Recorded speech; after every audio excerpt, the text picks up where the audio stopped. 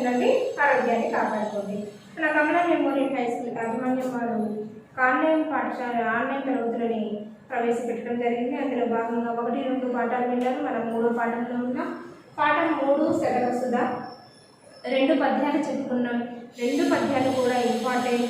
మరి ఎగ్జామినేషన్ కూడా పద్యము భావం, పద్యం ఇచ్చి భావం రాయమన్నారు. పద్యాన్ని పూరించండి అని అడగడం జరుగుతుంది. అంతకుముందు చెప్పాను, గుర్తుందనన్నా? ఏ పాఠం చెప్పుకుంటున్నామా? పాఠం 3 శతక సుధ.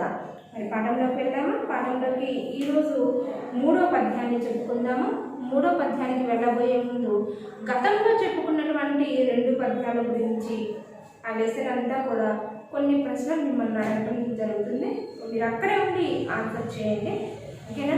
సో చూడండి, ఇక్కడ ఉపయోగించవలసినటువంటి వస్తువులు పాఠ్య పుస్తకం, క్లాస్ వర్క్, పెన్, పెన్సిల్. అవి తీసుకొని ఏదైనా ముఖ్యమైన పదం చెప్పినప్పుడు ఆ పదానికి అర్థం అక్కడే రాసుకోండి. ఓకే, చూడండి. శతక సుధ. శతకం అంటే ఏంటి? 100 పద్యాల సముదాయమే శతకం అంటారు. అంటే 100కి పైగా పద్యాలు రాసిన వాళ్ళని శతక కవులు అంటారు. అవునా? సుధా అనగా అమృతం.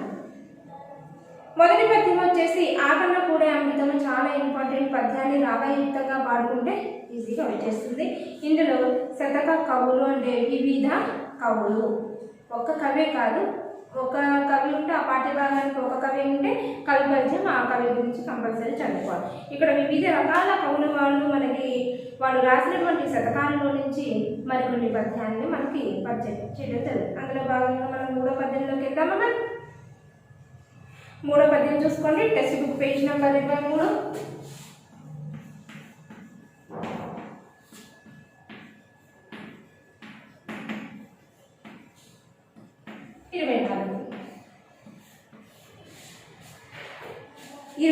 పేజీలో 3వ పద్యం చూడండి. లోకమందివడైన లోభి మానవుడున్న భిక్షమద్దికి చేత పెట్టలేడు, తాను పెట్టకన్న తగవు పుట్టదు గాని ఎరులు పెట్టక చూచి ఓర్వలేడు. దాన దగ్గరి చేరి తన ముల్లె మోయినట్లు జిహ్వతో జాడీలు చెప్పుచుండు. ఫలము విఘ్నంబైన బలు సంతసమునందు మేలు కలిగిన జాల మిడుకుచుండు.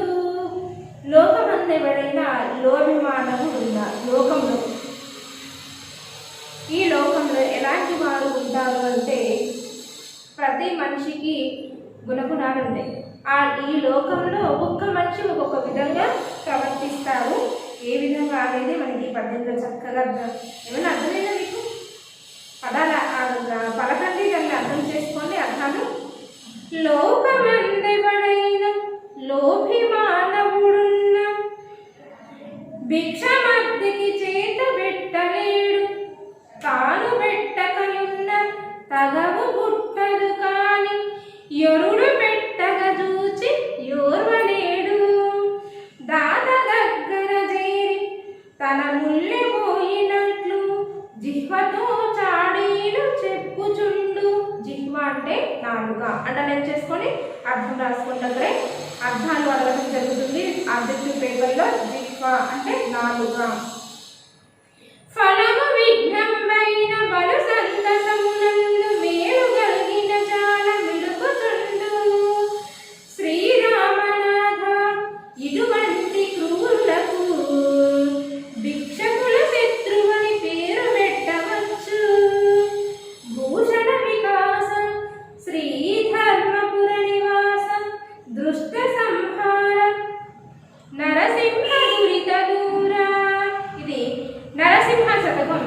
కాకుత్సం శేషప్ప కవి రాసినటువంటి శతకంలో నుంచి కాకుత్సం శేషప్ప కవి గారు మనిషి యొక్క ప్రవర్తన, మనిషి యొక్క గుణగుణాలు ఈ లోకంలో ఎలా ఉంటుంది, అలాంటి వాడికి మనం ఏ పేరు పెట్టవచ్చు అనేది వివరించారు. చూద్దాం, భాగం చూద్దాము. భూషణ వికాస. భూషణం అంటే ఆభరణాలను ధరించడం. ఆభరణాలు వేసుకుంటే, ఆభరణాలు అంటే నగలు, బంగారు నగలు. ఆ ఆభరణాలు వేసుకుంటాం వల్ల ఎట్లా ఉంటుంది? అందంగా ఉంటుంది. అందంగా ప్రకాశించేవాడా, ఆభరణాల చేత ప్రకాశించేవాడా. ఆభరణాలు వేసుకోవడం వల్ల నువ్వు అందంగా కనిపిస్తావు. ఆ అందమే తలతల మిలమిల మెరుస్తూ ఆభరణాలు మెరుస్తూ కనిపిస్తుంది. ఇప్పుడు ఏమంటారు? భూషణ వికాస ఆభరణాల చేత ప్రకాశించేవాడా అని. శ్రీ ధర్మపుర నివాస, శ్రీ ధర్మపురంలో నివసించేవాడా. శ్రీ ధర్మపుర నివాస అంటే శ్రీ ధర్మపురంలో నివసించేవాడివి భగవంతుని. దుష్ట సంహార, దుష్టుల్ని కూడా సంహరించేవాడు. ధర్మపురంలో ఎవరి క్షేత్రం ఉంటుంది? నరసింహుని క్షేత్రం. ఆ నరసింహుని యొక్క అవతారాన్ని మనకి వివరిస్తూ ఆ లోకంలో మానవుని యొక్క గుణగుణాన్ని పరిచయం చేస్తారు. అలాంటి గుణాలు కలిగిన వారికి ఈ పేరు పెట్టచ్చు అని. దుష్ట సంహార, దుష్టులను సంహరించేవాడా. దుష్ట సంహార, దుష్టుల్ని సంహరించేవాడా. దురిత నివార, పాపాలను కూడా చేసేవాడా. పాపాలని దూరం చేసేవాడు. దరి అంటే దూరం, దరి అంటే దగ్గరికి. పాపాలని మన చెత్తది రాకుండా దూరం చేసేవాడివి. నరసింహ, ఓ నరసింహ, శ్రీ ధర్మపుర క్షేత్రంలో నరసింహస్వామి క్షేత్రం అనేది ప్రసిద్ధి పొందినది. ఆ నరసింహస్వామిని తలుచుకుంటూ ఆయన శతకాన్ని రాశారు. అదే నరసింహ శతకం. భూషణ వికాస, ఆభరణాల చేత ప్రకాశించేవాడా. దుష్ట సంహార, శ్రీ ధర్మపుర నివాస, శ్రీ ధర్మపురంలో నివసించేవాడివి. దుష్ట సంహార, దుష్టుల్ని శిక్షించేవాడివి. దురిత నివార, పాపాలను కూడా పోగొట్టేవాడివి. ఎవరైతే పాపాలు చేస్తూ ఉంటారో ఆ పాపాన్ని నీవు దూరం చేసేవాడివి. నరసింహ, ఓ నరసింహ, లోకమందు. చూడండి, మొట్టమొదటికి రండి. భావం రాసేటప్పుడు కూడా చివర 4 లైన్లోనే చూసారా, వాటి యొక్క రాసుకొని తర్వాత పద్యభావంలోకి వెళ్ళాలి. లోకమందు ఎవరైనా, లోకంలో, ఈ లోకంలో ఎవరైనా కానీ లోభి మానవుడు. లోభి అంటే పిసినారి. అర్థం రాసుకోండి, అండర్లైన్ చేసుకొని. లోభి, పిసినారి ఉంటే. అర్ధికి అంటే యాచించడం. అర్ధికి యాచించడం అంటే బెగింగ్, అడగడం, అడుక్కునే వాళ్ళని అంటారు, యాచకులు అంటారు. జిహ్వ, నాలుక, లోభి, పిసినారి. పిల్లికి భిక్షమైనా పెట్టిన వాడిని పిసినారి అంటారు. కాకికి అన్నం కూడా అన్న ఎంగిలి చేతితోటి కాకికి అన్నం కూడా లేదు. ఎందుకంటే ఆ చేతికి ఉన్నటువంటి ఎంగిలి మెతులు ఎక్కడ కాకి తినిపోతుందో అని. అంత పిసినారి అనమాట. సో లోపి మానవుడన్నా పిసినారి ఉంటే అర్ధికి, యాచకులకి భిక్ష చేత పెట్టలేడు, చేతిలో కూడా పెట్టలేడు. పిసినారి తన ఇంటి ముందుకు వచ్చి, యాచకుడు అయ్యా భిక్షం అన్నం పెట్టే ఆకలిస్తుంది అని ఇంటి ముందుకు వచ్చి అడుగుతుంటారు చూసారా. ఆ పిసినారి భిక్షకులకి పెట్టగలుగుతాడా? పెట్టే మనస్తత్వం ఉంటుందా? పెట్టలేడు, చేతిలో పెట్టడు. చేత పెట్టలేడు అంటే చేతిలో పెట్టలేడు. తాను పెట్టగా ఉన్నా కానీ, తాను పెట్టకపోయినా సరే. తగువు అంటే గొడవనాన. అండర్లైన్ చేసుకోండి, ప్రతి ఒక్క పదానికి అండర్లైన్ చేసుకోండి. తగువు అంటే గొడవ. తాను పెట్టకపోయినా, తాను పెట్టకపోయినా సరే తగువు పుట్టదు. కానీ తను పెట్టకపోతే ఇతరులు పెట్టకపోతే తగువు పుట్టదు. అంటే గొడవ అనేది ఉండదు, జరగదు. కానీ ఎరుడు, ఇతరులు పెట్టగా నువ్వు పెట్టలేదు భిక్షం, భిక్షగాడు వచ్చాడు, మీ గల్లీలోకి భిక్షగాడు వచ్చాడు, వాడు పిసినారి. మీ పక్కన ఉన్న వ్యక్తి బాగా పిసినారి. తను పెట్టకపోతే ఏ గొడవ ఉండదు. తను పెట్టకపోగా ఇతరులు పెడితే అప్పుడు గొడవ పుట్టుకొస్తుంది. నేను పెట్టలేదు, నువ్వు ఎందుకు పెట్టావు అని. చూడండి, తగువు పుట్టదు. కానీ అతను పెట్టకపోతే గొడవ అనేది జరగదు. కానీ ఎరుడు పెట్టగా చూసి, ఎరులు అంటే ఇతరులు పెట్టడం చూసి యోర్వలేడు అంటే చూసి తట్టుకోలేడు అని, ఓర్చుకోలేడు. తను పెట్టకపోగా ఇతరులు పెడుతుంటే నేను పెట్టలేదు, వాళ్ళు పెడుతున్నారు, మరి ఆ పుణ్యమంతా వాళ్ళకే తప్పుతుందా అని, అయ్యో ఎంత పెట్టారు ఏంటి అని ఇక ఓర్వలేడు. అంటే కుళ్ళుతనం అనేది బయట పెట్టేస్తారు. దానం చేసేవాడి దగ్గరికి వెళ్ళి తన యొక్క ముళ్ళు పోయినట్లు సొమ్ము పోయినట్లుగా, తన యొక్క ముళ్ళే అంటే తన సొమ్మేదో పోయినట్లుగా. తను భిక్షం పెట్టలేదు కదా, పక్కన వాళ్ళు భిక్షం పెట్టారు. వెంటనే ఏం చేస్తాడు, దాత దగ్గరికి వెళ్ళి, దాత అంటే దానం చేసేవాడు, ఆ దానం చేసేవాడి దగ్గరికి వెళ్ళి తన సొమ్మేదో తన దానం వీళ్ళు దానం చేసినట్టు తన దగ్గరికి వెళ్ళి అంటున్నాడనమాట. చూడండి, జీహ్వతో నాలుకతో నోటి దురద, ఆ నాలుకతోటి చాడీలు చెబుతాడు. దానం చేయడం ఆటంకం కలిగినప్పుడు, చాడీలు అంటే అక్కడ వచ్చేటప్పుడు ఇక్కడ ముంచుట, ఇక్కడ ఎందుకు పెట్టావు లేవు అంటే తనకి పుణ్యం దక్కలేదు, తను పెట్టలేదు, తను పెట్టకపోతే తనను కూడా పెట్టకుండా చెడగొట్టాలి. చెప్పుచుండు చెప్తాడు ఫలము, దానం చేయడం విఘ్నమైన ఆటంకాన్ని కలిగిస్తాడు. తను ఎట్లాగో పెట్టలేదు, తిని పెడుతుంటే చాడీలు చెప్పి దానికి ఆటంకాన్ని, విఘ్నము అంటే ఆటంకాలు, ఆటంకం కలిగించడానికి ప్రయత్నం చేశాడు. పలు సంతసం, మిక్కిలి సంతోషపడ్డా, నిజమే కదా అని నమ్మి వాడు కూడా తను పెట్టలేదు కదా నేను ఎందుకు పెట్టాలని తను కూడా గమనం ఉన్నాడు అనుకోండి. ఇక మిక్కిలి సంతోషం, నేను పెట్టలేదు కదా తను కూడా పెట్టడానికి అంటే కుళ్ళుతనం అనమాట, ఓర్వలేని తనాన్ని అక్కడ బయట పెట్టాడు. మేలు కలిగిన ఇతరులకు మేలు కలిగితే చాలా ఎక్కువ బాధపడతాడు. పిసినారి యొక్క ప్రవర్తన విధానం, పిసినారి ఏ విధంగా ఉంటాడు లోకంలో అనేది మనకి తెలియజేస్తున్నాడు ఇక్కడ కాకపోతే శేషప్ప కవి. తను దానం చేయలేదు, భిక్షకునికి తను భిక్ష వేయలేదు, ఈ పక్కన వాళ్ళు వేశారు, వెంటనే వెళ్ళాడు పక్కకి. తన సొమ్మేదో తను దానం చేసినట్లు చాడీలు చెప్పి, నోటి దుర్గతతోటి చాడీలు చెప్పి ఇక తన దానిలోకి మళ్లించుకొని భిక్షం దానం చేయకుండా చేస్తాడు. తను దానం చేయకపోవడం వల్ల ఇతనికి మిక్కిలి సంతోషం కలుగుతామా ఆప్ చేసిన దానం చేయడం వల్ల. అదే తనకి ఏది లాభం కలగకుండా ఇతరుల వాళ్ళకి నడమంతరకు సిరి వచ్చి వెంటనే వాళ్ళు కూడా ధనాన్ని ఎక్కువగా సంపాదించుకుంటే తనకి ఎంత బాగా కలిసి వస్తూ ఉంటే, వాళ్ళు బాగా బాగుపడుతూ ఉంటే, ఇతరులు బాగుపడుతూ ఉంటే ఈ పిసినారి వాడు ఏం చేశాడు, ఇంకా బాధపడతాడు అనమాట. ఇంకా ఓర్వలేని తనాన్ని చూపిస్తాడు, బాధపడతాడు. ఇడుకుచుండు అంటే బాధపడడం. ఇటువంటి క్రూరులకు, ఇలాంటి క్రూరులకు అంటే దుర్మార్గులకు భిక్షకుల యాచకుల యొక్క శత్రువు అని భావించవచ్చు. భిక్షకుల శత్రువు అని భావించవచ్చు. చూడండి ఇక్కడ మిడుకుచుండు అంటే ఇక్కడ ఇటువంటి వారికి, దుర్మార్గులకి, క్రూరులకు భిక్షకుల యొక్క శత్రువుని చక్కగా పేరు పెట్టవచ్చు. ఎందుకంటే భిక్షగాడు వస్తున్నాడు, అతను ఏ పని చేసుకోలేడు, అడుక్కొని వచ్చిన దాన్ని తింటున్నాడు, తన పొట్టను తను నింపుకుంటున్నాడు, తన కుటుంబానికి తను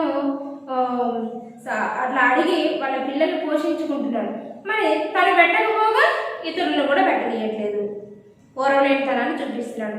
సరే ఏమీ అదృష్టం కలిసి రావట్లా, పక్కన వాళ్ళకి బాగా అదృష్టం కలిసి వస్తూ ఉంది, ఎదుటివారికి మిక్కిలి బాధపడతారు. ఏంటి ఎట్లా వచ్చిందని వాళ్ళు తిండి కూడా తినరు అనమాట. అట్లాంటి పిసినారి వాళ్ళు ఎలా ఉంటారు, అన్నం తినేటప్పుడు కాకిలు కావు కావని ఇంటి ముందు అరుస్తూ ఉంటే చేతి విశిష్ట అంటారు కదా అన్నారు. ఎందుకని చేతుకున్నటువంటి మెతుకులు మళ్ళీ అక్కడ పడి ఆ కాకులు ఎక్కడ తింటాయో ఆ మెతుకు కూడా ఆ కాకి వేయడం ఇష్టపడాలన్నమాట.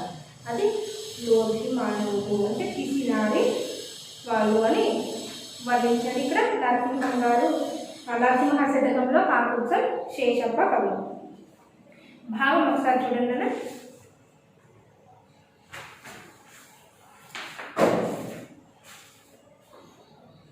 ఆభరణాల చేత ప్రకాశించేవాడా, శ్రీ ధర్మపురంలో నివసించేవాడా, దుష్టులను సంహరించేవాడా, పాపాలను దరిచేయకుండా చూసేవారివి ఓ నరసింహ, పిసినారి యాచకులకు తన చేతితో భిక్షం పెట్టడు. పిసినారి యాచకులు అంటే అడుక్కునే వాళ్ళ, పిసినారి యాచకులకి భిక్షం కూడా పెట్టడు. తను పెట్టకపోగా ఇతరులకు కూడా పెట్టనివ్వడు. కానీ ఇతరులకు పెట్టినప్పుడు చూసి తను పెట్టడు, ఇతరులు పెట్టనీయడు. అదే పెట్టడం చూశాడు అంటే ఓర్వలేని తనాన్ని వెంటనే ప్రదర్శిస్తాడు. దానం చేసే దాత దగ్గరకు పోయి తన ముళ్ళవేదో పోయినట్లుగా నోటి దుర్గతో చాడీలు చెప్తాడు, నువ్వు ఎందుకు పెట్టాలి ఏంటి అని. లోభి తను అనుకున్నట్టు దానం చేయడం, లోభి అంటే పిసినారి, తను అనుకున్నట్టు దానం చేయడం విఫలమైతే, తను చేయలేదు కదా ఇతరులు కూడా చేయనీయకుండా దాన్ని అడ్డుకున్నాడు అనుకోండి, సంతోషం. విఫలమైతే చాలా సంతోషిస్తాడు. ఇతరులకు మేలు జరిగినా బాధపడతాడు, వాళ్ళకు మంచి జరిగింది అంటే చాలా బాధపడతాడు.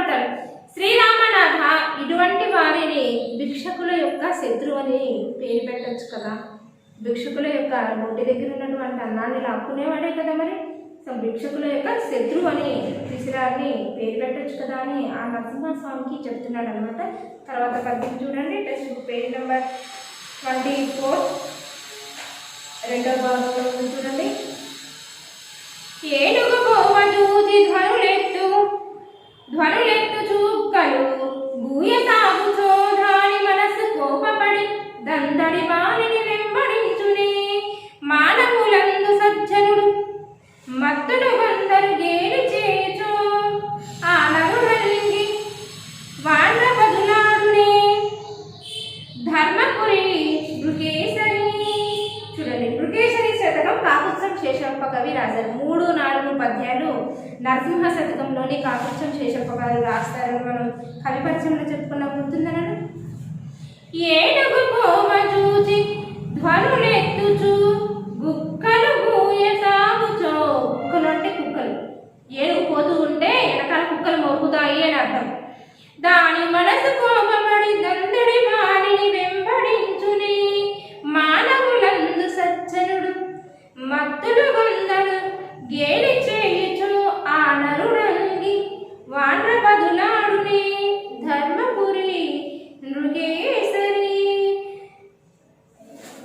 చూడండి, ఇక్కడ ఏనుగు దారిలో పోతూ ఉంటే దానిని చూసి పెద్ద జంతువు కదా మరి మనల్ని ఏమైనా అంటుందా ఏంటి అని, కొత్తదేదో మన వీధిలోకి వచ్చింది అని కుక్కలు 4-5 చేరి దాన్ని అరుస్తూ ఉంటాయి.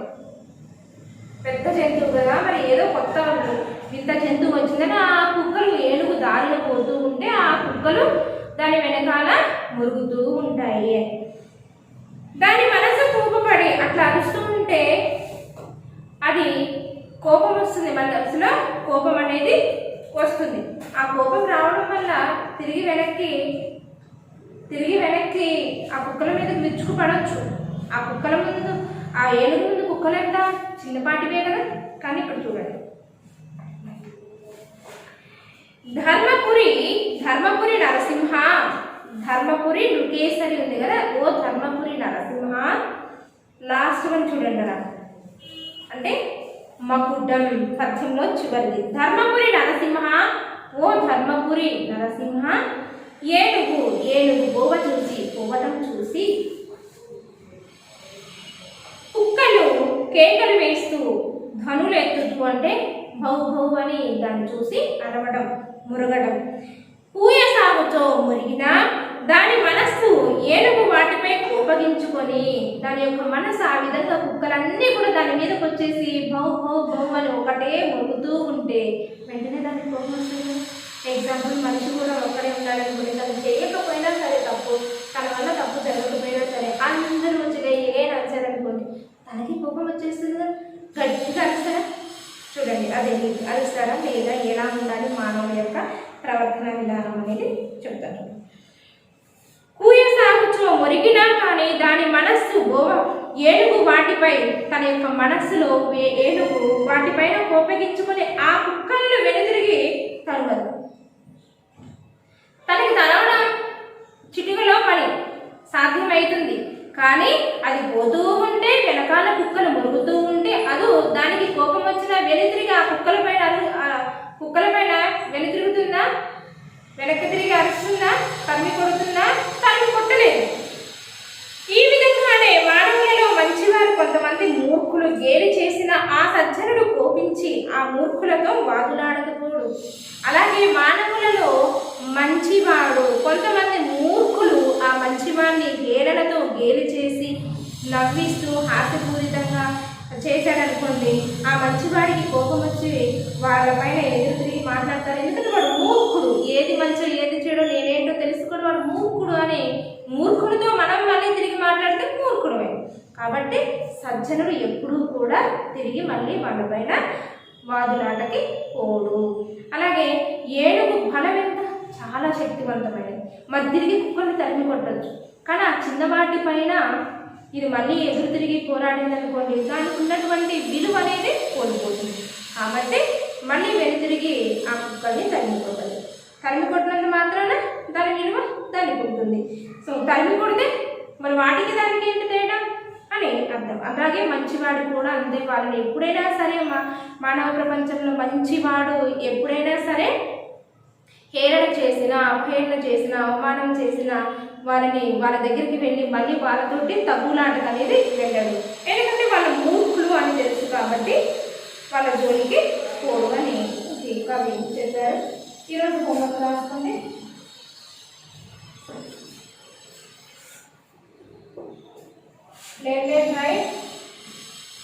లెసన్ 3 ఒకటవ పద్యం.